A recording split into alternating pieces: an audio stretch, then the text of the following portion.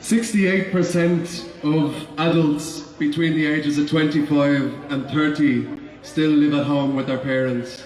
68%. In Denmark, it's 4%. In Finland, it's 5%. In Sweden, it's 6%.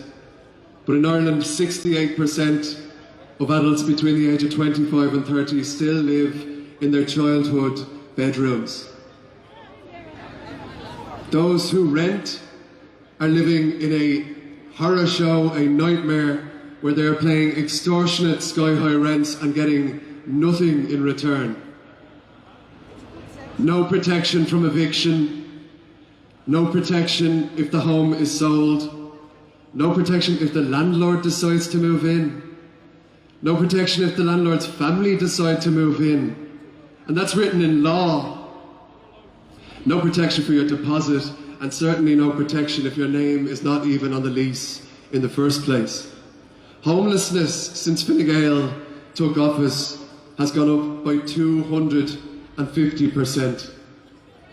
The longer these parties are in government, the worse this crisis will become. That is a fact. And that is why we're here today, because this home of ours faces multiple and overlapping crises. The government have been out last week talking about safety in the public finances. Don't get me wrong, I'm all for safety.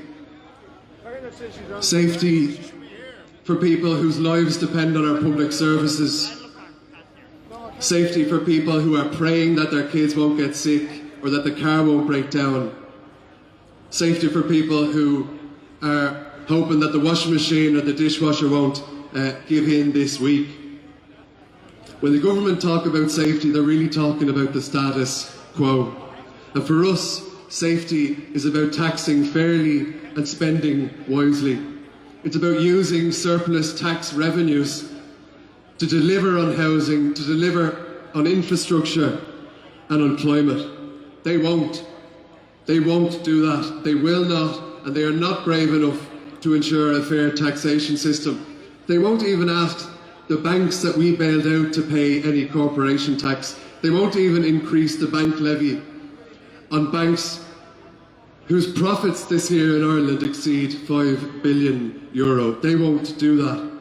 So friends, we've come out today for public housing, for social and affordable housing, for decent pay and working conditions, for well-funded services.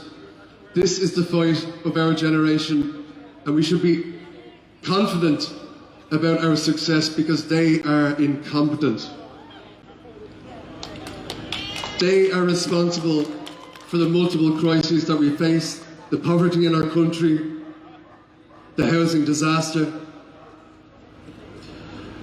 and they should get out of the way now.